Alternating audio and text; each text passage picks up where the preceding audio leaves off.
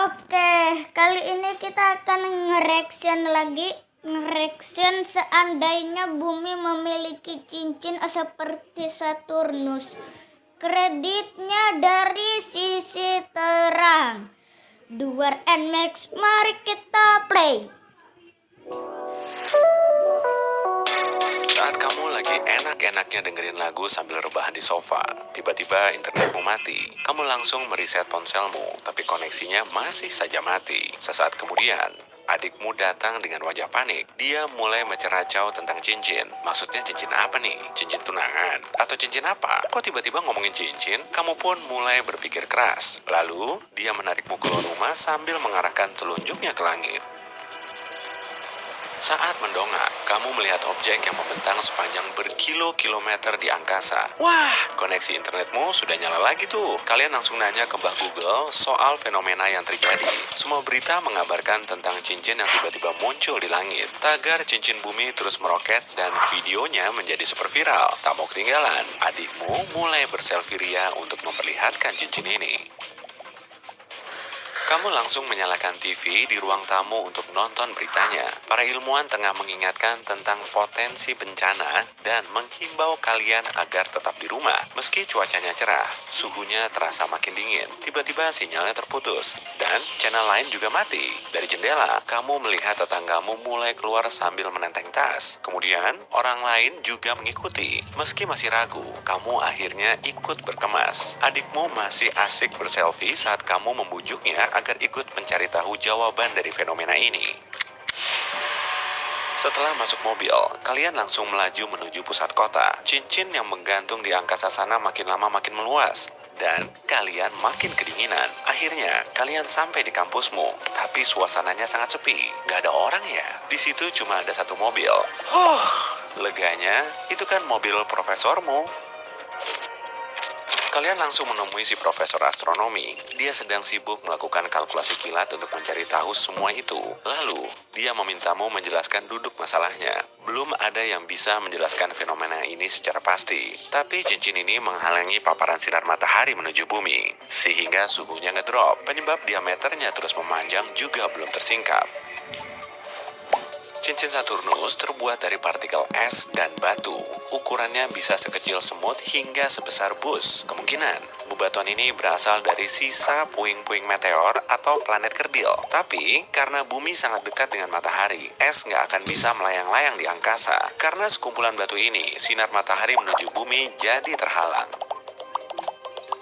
Profesor itu menjelaskan, bumi kita akan memasuki zaman es. Dan kadar oksigen akan terus menipis selama kurun waktu setahun. Tapi hal ini nggak akan terjadi kalau cincin itu segera hilang. Koneksi juga ikut terputus lantaran bebatuan dari cincin ini menabrak satelit hingga menghancurkannya menjadi serpihan. Tiba-tiba terdengar seruan keras. Di luar, kalian melihat helikopter sedang membunyikan alarm dengan cahaya merahnya. Mohon segera masuk rumah. Ini bukan simulasi. Tolong semuanya segera pulang.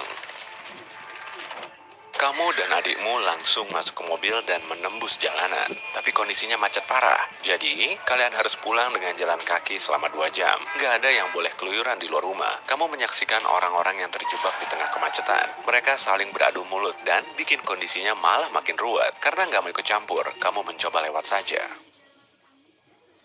Cincin itu makin melebar, dan mentari terus meredup. Info soal zaman es tadi terus saja menghantui pikiranmu dan membuatmu semakin menggigil kedinginan. Lalu, kamu mulai menarik nafas dalam-dalam sambil mengeluarkan kabut tipis dari mulut. Langitnya makin gelap dan kamu belum sampai rumah. Ditambah lagi, adikmu perlu istirahat karena mulai kelelahan, tapi kamu memaksanya untuk terus berjalan. Saat melihat toko baju yang mau tutup, kalian segera masuk. Rupanya si pemilik toko sedang membagikan jaket tebal ke semua pengunjung. Tak mau melewatkan kesempatan, kamu juga mulai mengenakan jaket pilihanmu itu. Dalam waktu sejam, kamu harus sampai di rumah, tapi langitnya sangat pekat. Mana bisa keluar ruangan dengan kondisi begini kan? Jadi, kalian bermalam di toko baju itu. Mereka mulai bikin api unggun mini di tengah ruangan dan membuat kantong tidur darurat dari sisa pakaian. Untungnya, persediaan makanan di situ masih cukup. Malam semakin larut, api unggun telah lama padam. Dan kamu nggak bisa melihat sekeliling. Langkahmu tertuju ke jendela. Saat kamu membukanya, onggokan salju mulai masuk dan mengagetkan orang-orang yang tidur pulas. Badai salju telah melanda kota semalam suntuk. Karena kedinginan, kalian kembali menyalakan api. Di situ nggak ada radio maupun alat elektronik lain untuk mencari tahu kabar terkini. Karena diterpa angin kencang, barang-barang mulai berjatuhan. Tapi kalian nggak terlalu menggubrisnya karena sudah nyaman berada di dekat api. Keesokan harinya, semua objek sudah diselimuti salju tebal. Padahal biasanya hujan jarang mengguyur. Cincin di atmosfer terlihat terus membesar saja. Tapi tiba-tiba, sebuah truk yang dipenuhi penumpang melintas di dekatmu. Sopirnya bilang, berkilo-kilometer dari situ, ada tempat pelindungan yang aman untuk kalian. Dengan ban yang terikat oleh rantai, truk itu dirancang agar bisa tahan banting menghadapi cuaca ekstrim. Saat itu sudah pagi, tapi langitnya masih gelap. Kalian pun bersiap naik. Mobil tak bertuan terlihat di sana-sini. Akibatnya, truk itu harus menyisir jalan atau melindas mobil penghalang agar bisa lewat. Di dekat ambulans, kalian berhenti sebentar untuk mengambil peralatan medis yang masih bisa digunakan. Saat kamu melewati rumahmu, strukturnya sudah tertimbun salju. Pohon besar di halaman belakangmu sudah tumbang, nggak kuat menahan salju. Atap rumahmu bolong, dan saljunya merembes masuk. Truk terus melaju dan tiba di tempat penampungan yang ternyata sebuah mall. Saat kamu keluar, banyak warga udah dituntun menuju toko yang kini berubah jadi asrama dan unit kesehatan. Kamu menempati di toko olahraga dengan sejumlah orang. Kamu juga akhirnya bisa kumpul bareng adikmu. Dan untungnya, profesormu juga sudah ada di situ untuk membantu orang lain. Tak lama berselang, ledakan keras memenuhi seisi mall, lalu memecahkan kaca. Kalian pun seketika merunduk. Ada juga yang berlarian keluar. Saat keluar, kamu melihat objek metalik besar tergeletak di depan pintu mall. Karena penuh sesak, kamu jadi sulit mencari sumber suara itu. Tapi setelah mendekat, kamu bisa melihat satelit yang jatuh. Satelit ini jatuh di pintu depan lalu meledak. Satelit lain juga dilaporkan jatuh ke bumi di tempat-tempat tak terduga. Semua komunikasi juga ikut lumpuh. Kamu kembali masuk ke dalam mall untuk menunggu peristiwa selanjutnya. Adikmu tampak ketakutan, tanpa tahu zaman es masa kini baru saja dimulai.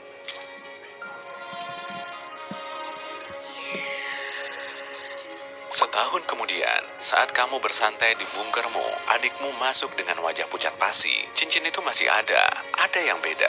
Kamu berlari keluar dan melihat orang-orang mulai menatap ke langit. Dalam setahun, suhu global turun ke titik beku.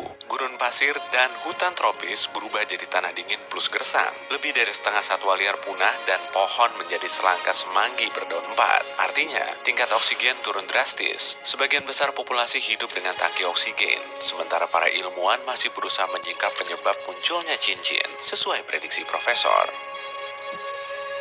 Namun, di langit, bebatuan terlihat mulai turun dan menghantam seluruh penjuru bumi. Meski dari kejauhan, bebatuan ini mulai jatuh di dekatmu. Kamu dan semua orang kembali ke mall yang telah ditutupi lapisan logam agar di dalam tetap hangat. Seharusnya cukup aman di sini. Jika bebatuan jatuh, berarti cincin akan menghilang. Tiba-tiba, harapan akan berakhirnya zaman es ini kembali muncul.